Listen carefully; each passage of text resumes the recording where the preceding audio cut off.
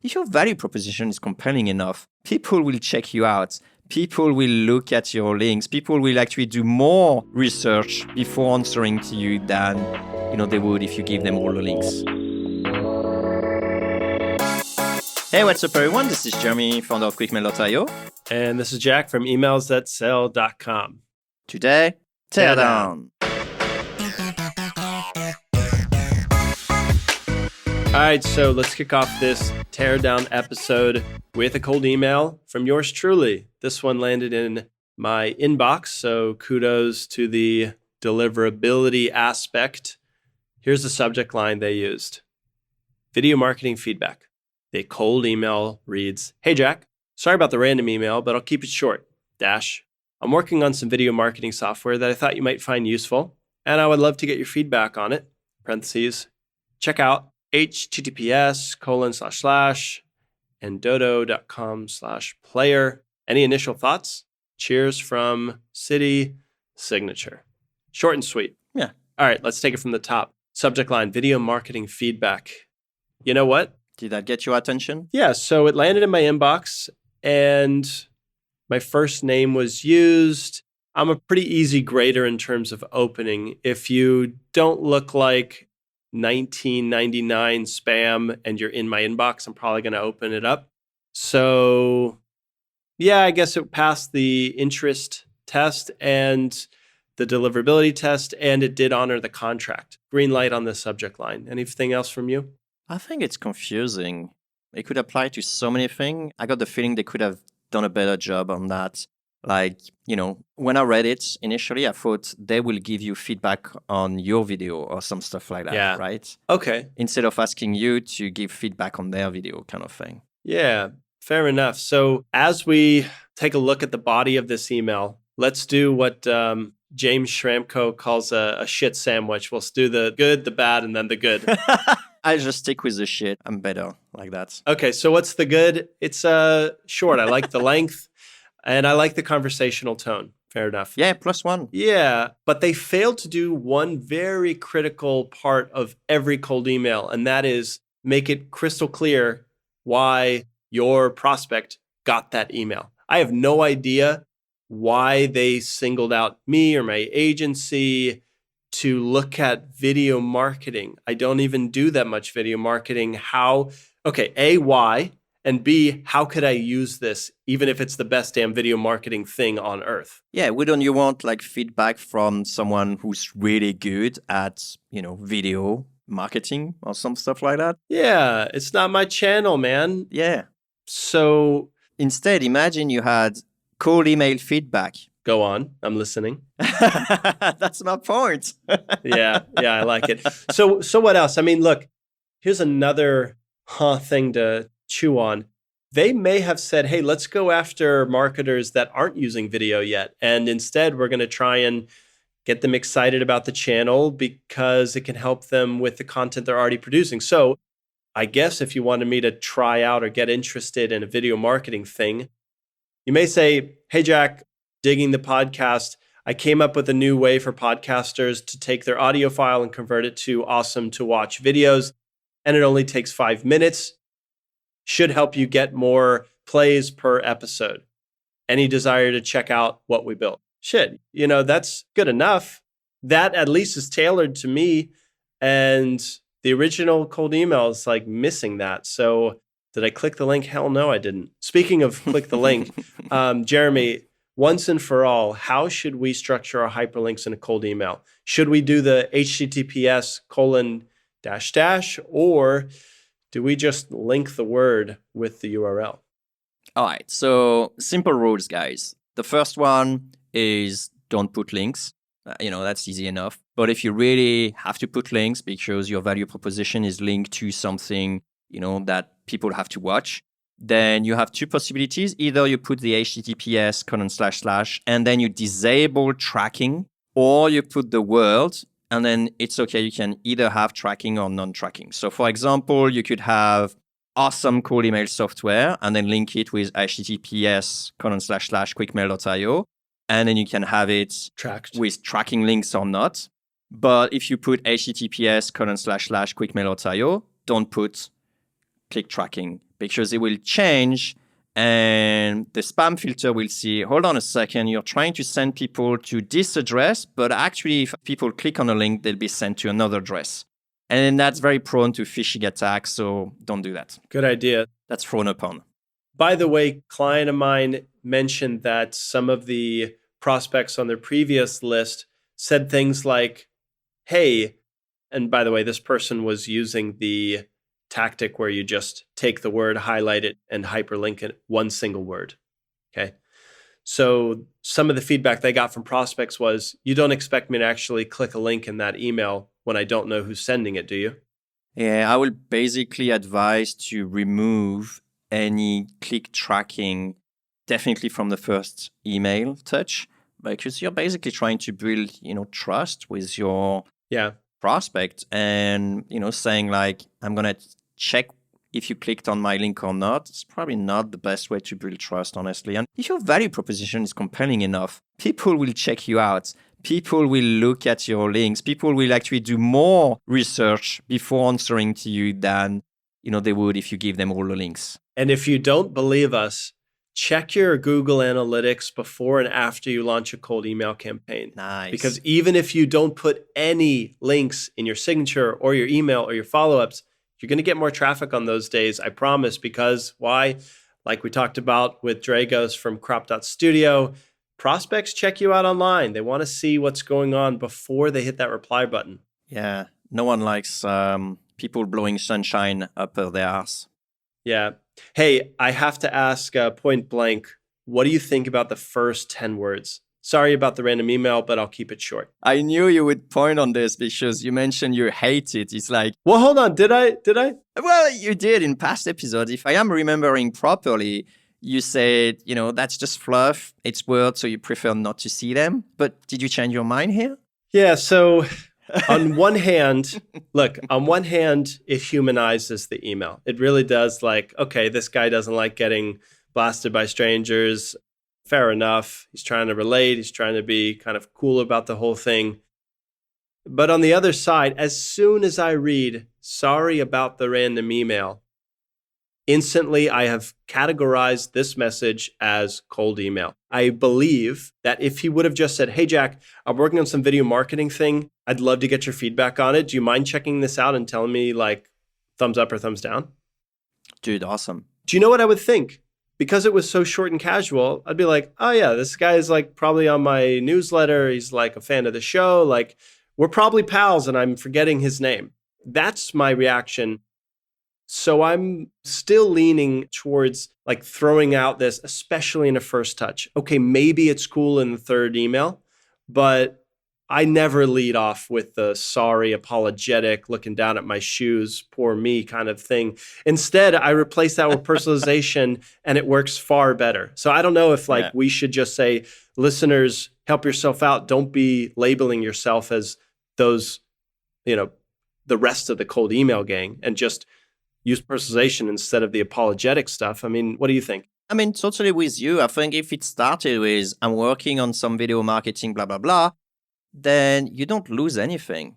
And even more, you actually win because the email snippet that you're going to have next to the title is going to be so much more interesting than sorry about the random email. I'll keep it short. It's like, yeah, could you keep it shorter so I can see it in my snippet? What are you sorry about? Like, are you sorry that you're wasting my time? And if so, shame on you. Why are you sending me this damn email? You should, I don't know. You're sending prospects cold email that should make their day. So come on, guys. I don't know. I'm going to say, let's phase this out and replace it with personalization. Hashtag emails@sell.com/personalization. Check out my service that does it for you. But anyways.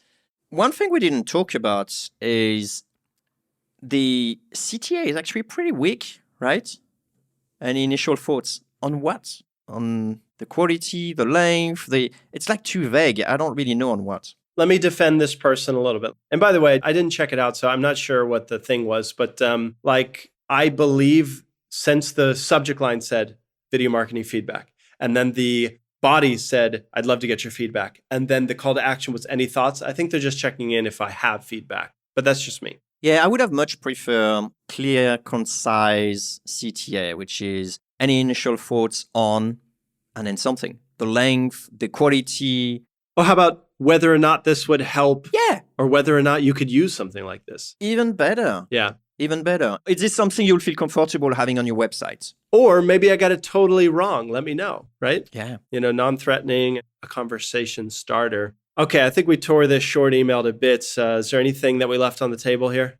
I'll say one thing. There's no follow-up. And partially, being the cold email enthusiast I am, I didn't reply mostly because I wanted to see what the follow-up had, because compared to most, this was a better cold email, even though, we found some dings, thus completing the shit sandwich. Good, bad, good. I'm done with this. Well, maybe he found people who actually were kind enough to give him initial thoughts and you didn't. So, screw you, Jack.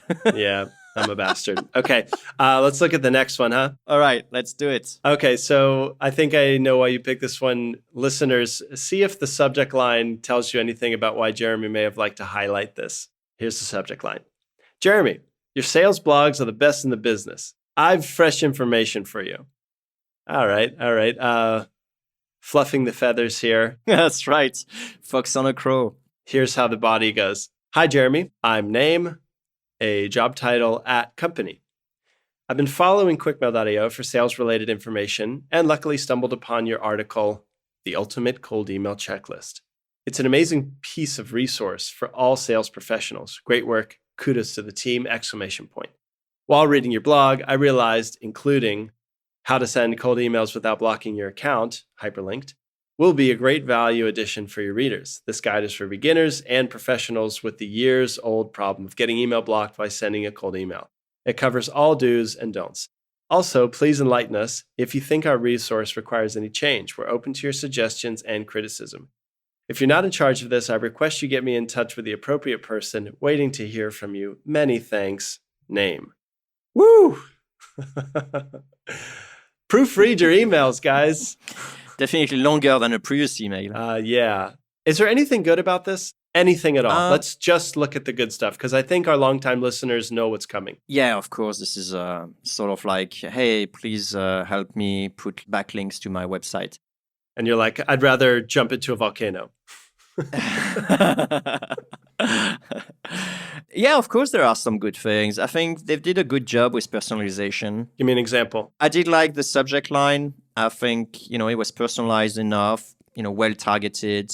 Definitely a bit too much praise, but I would have kept it a bit shorter. I don't think they have fresh information for you. I wouldn't have put that, in the email. The other thing that I kind of like is they did pick up my article with one of the most views. So basically they picked up the wrong one. But it sounds all fake, and that's a problem, right? Because if I was convinced of the compliment, then I think it will go much better.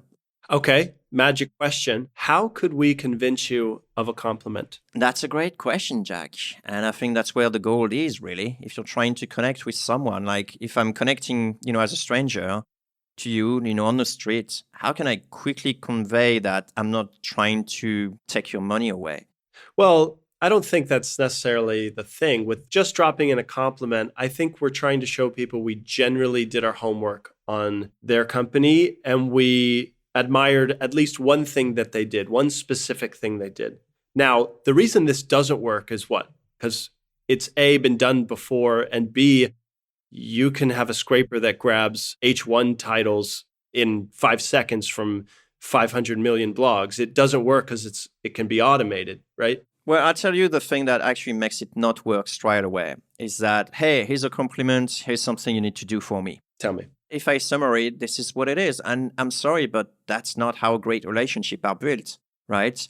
Instead, it would have been, something like, it is so great of a resource, I linked it up on my own article. Here's the article. Cool. I would appreciate if you also link my article. Don't have to. Maybe that's the next thing that you could say. But at least, show value up front. There was no value up front. It's just like, yeah, you look good. Now, can you do me a favor? It's just like, what the hell? It's kind of fun to do this kind of link building teardown because I recently had a client who was in the link building community. And you can go on my LinkedIn page and see the testimonial he gave me. I 4x'd his conversion rate from a cold prospect to a backlink, which he was pretty stoked on. And we talked about a couple of things. Let me sell something. If you know you need consulting because you think what Jeremy and I say is accurate and helpful, go to emails@sell.com, check out my services. I can set you straight with some consulting. But all that said, we sort of talked about two approaches. One is sort of say point blank what you're doing. Call a spade, and just flat out say, look, I'm really trying to do a great job with promoting this article because we feel it's the cat's pajamas or the penguin's knees or whatever it is. And you just sort of be very upfront about it. The other option is exactly what you mentioned, Jeremy, is like bring a lot to the table, be somebody that is an asset to your prospects by doing things like linking to them first, like sharing what they have, like just breaking the mold a bit and giving a genuine human compliment that cannot be automated with a scraping tool. And all of those things are going to push you in the right direction. The question is, what's the balance here? And then just a tip for you, you don't have to pick just one. You can try a couple in a follow-up. You can try leading off with a different thing. But like you said, Jeremy, it's going to come down to how you come across as someone that you want to help out or not. That's kind of the gist. And I don't know, is there anything else we can learn from this cold email? Yeah, I think it's a great point. It's like, what's my call to action here? What should I reply? Like, oh, sure, I'm so happy to, link your article. That's weird, isn't it? Yeah, I think the reality is in 2020, content marketers know what's going on. They know the game. They probably do it themselves as well. So, yeah, you're not really fooling anybody by doing the, hey, you're the best, and then do stuff for me. And if you're not in charge, I request you get me in touch with the appropriate person waiting to hear from you. That's the other thing, of course. They're asking for too much. It's like they basically build their if then else directly within the email. It'd be nice if it worked. Yeah, they're dreaming. Yeah, life isn't all sunshine and rainbows, for sure. I agree. Cold email is a cold mother sometimes, You got to, I don't know what I'm saying. All right. What I'm saying is that was a great teardown cast, Jeremy. A lot of good, insightful takeaways throughout the entire show, even the last thing that just fell out of my mouth. There you go. And, if you're a listener and you're doing those backlinks exchange, you may be surprised by, like Jack mentioned, maybe 4x the number of backlinks you're getting just by, changing a little bit your approach and either coming up, like being very upfront about what you're doing, or just providing a ton of value, at the beginning. And if you can't do any of those two, then quite frankly, you probably don't deserve a backlink anyway. Yeah. Or you need to holler at your boy and I'll show you how to do it. There you go. All right. Great cast, Jack.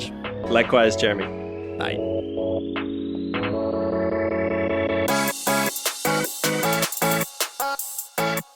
Hey, cold emailer. Yeah, you.